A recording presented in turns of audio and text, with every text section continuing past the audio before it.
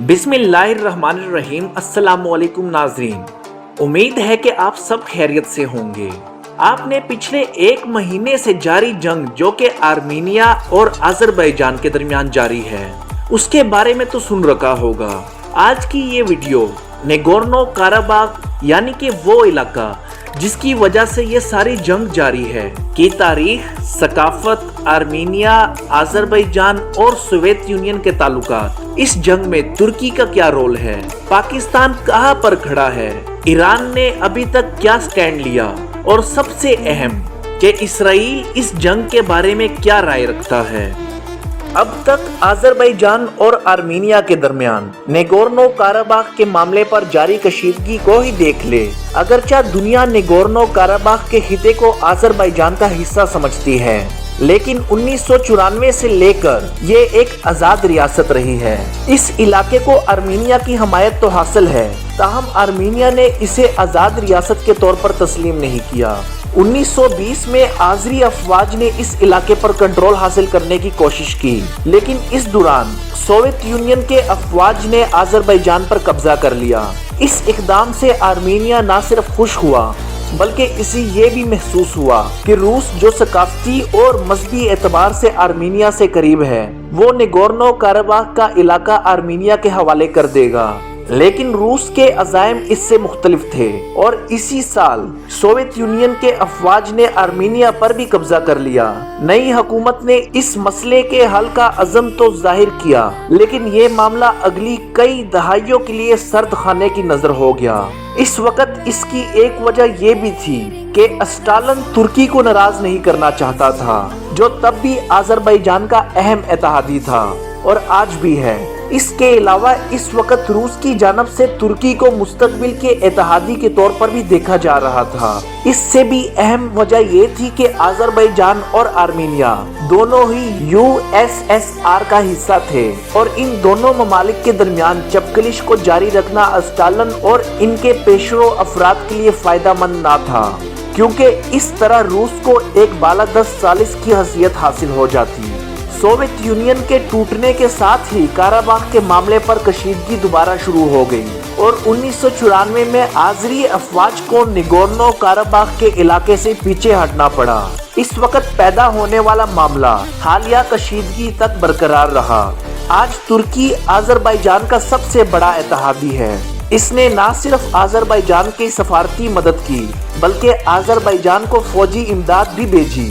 ताहम खिते के दीगर इत्तेहादी मकड़ी के जाले की तरह पेचीदा और उलझे हुए हैं। जैसे ईरान की मिसाल ले लीजिए। हमारी अकल यही कहेगी कि ईरान एक ईसाई मुल्क आर्मीनिया के मुकाबले में शिया अक्सरियती मुल्क अज़रबैजान की हमायत करेगा, लेकिन हकीकत में मामला इतना सादा नहीं। ईरान अपनी शमाली सरहदों पर तुर्की की मौजूदगी से खुश नहीं। इसके अलावा इसे मुल्क में बढ़ती हुई आज़री और तुर्क कौम परस्ती से भी निमटना है। ईरान में तकरीबन 1 करोड़ 20 लाख आज़री रहते हैं। अगरचे ये लोग मुआशरे में घुल मिल कर रहते हैं, ताहम गुज़श्ता कुछ अरसे के दौरान ईरान में मौजूद आज़री लोगों में बेचैनी और इंतशार के इशारे मिले हैं। इन लोगों की शिकायत ये है कि ईरानी हुकूमत की जानब से इनकी ज़बान और शनाख्त को दीवार से लगाया जा रहा है। इस कौम परस्ती में अज़रबैजान से बढ़ते हुए ताल्लुक और तुर्की और दीगर ममालिक की जानब से होने वाले सैटेलाइट ब्रॉडकास्ट से इजाफा हुआ है। ये कौम परस्ती तुर्क सदर उर्दवान के मातहत बनने वाली पॉलिसियों से भी मुताबिकत रखती है। उर्दवान इस वक्त तुर्क कौम परस्ती का कार्ड बहुत खूबी से खेल रहे हैं और इनके लिए ये जंग इस पॉलिसी को आगे बढ़ाने और मशरिकी वस्ता और बहरे रूम में तुर्की के गिर्द तंग होते हुए घेरे और मुल्क की बिगड़ती हुई माशी सूरत हाल से अवाम की तवज्जो हटाने का एक जरिया है। तुर्की को खिते से दूर रखने के साथ साथ ईरान खिते में रूस की मुदाखलत से भी होशियार है, क्योंकि रूस के नजदीक ये खिता तारीखी तौर पर इसके खल्के एख्तियार में आता है। अब तक रूस ने दोनों जानब से खेला है और दोनों ममालिक को हथियार फरोख्त कर रहा है। रूस इस बात का इंतजार कर रहा है कि इस कशीदगी में कौन गालिब रहता है। इस वक्त तो अज़रबैजान ही गालिब नजर आ रहा है, लेकिन जाहिर है कि अज़रबैजान की मुकम्मल फतह भी किसी सूरत रूस के मुफाद में नहीं। क्योंकि आज़रबाईजान और रूस दोनों ही गैस बरामद करने वाले ममालिक हैं और रूस के लिए ये गैस ना सिर्फ ज़र मुबादला हासिल करने का जरिया है बल्कि खिते में इसके असर व रसूख की भी ज़ामन है। इस वजह से रूस और इसका नया इत्तेहादी ईरान दोनों ही मौजूदा सूरत हाल को बरकरार रखना चाहेंगे। इसीलिए ये दोनों ममालिक जंग बंदी पर जोर दे रहे हैं। ईरान ये साबित करने के लिए बहुत ज्यादा मेहनत कर रहा है कि वो गैर जानबदार है और वो आर्मीनिया की हमायत नहीं कर रहा, लेकिन तारीखी तौर पर ईरान के जानब से आर्मीनिया की हमायत और आज़रबाईजान की मुखालफत की एक बड़ी वजह इसराइल है। जब आज से कोई 15 साल पहले तुर्की और इसराइल के दरमियान स्ट्रेटेजिक ताल्लुकात कायम हुए तो इसराइल ने बड़ी मेहनत और बहुत एहतियात के साथ आज़रबाईजान से भी अपने ताल्लुकात कायम किए। इन ताल्लुकात का मकसद ईरान की सरहद पर जासूसी का निज़ाम कायम करना था।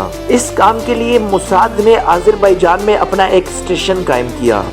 एक अमरीकी सिफारतकार के मुताबिक इन ताल्लुकात की असल गहराई को मंजर आम पर नहीं लाया गया। हकीकत जो भी हो, हम तो ये जानते हैं कि इसराइल आज़रबाईजान को बड़ी तादाद में असलहा फरोख्त करता है और आज़रबाईजान इसराइल को तेल फराहम करता है। ज़ाहिर है कि खलीजी ममालिक के साथ इसराइल के बढ़ते हुए ताल्लुकात की वजह से इसराइल और आज़रबाईजान के दरमियान ताल्लुकात में मौजूद गर्म जोशी निस्बतन कम हो जाएगी। और अगर खलीजी ममालिक की बात की जाए तो मुत्तहिदा अरब अमारात तुर्की को नुकसान पहुँचाने के लिए आर्मीनिया के साथ मुआशी और अस्करी ताउन बढ़ा रहा है। ये वाकई बहुत ही एक अनोखा इत्तेहाद है। नाजरीन, उम्मीद करता हूँ कि आपको आज की हमारी ये काविश पसंद आई होगी। अगर आपको हमारी ये वीडियो पसंद आए तो वीडियो को लाइक जरूर कीजिएगा और चैनल को सब्सक्राइब भी जरूर कीजिए ताकि हम इस तसलसल को बेहतर से बेहतर बना सके। शुक्रिया।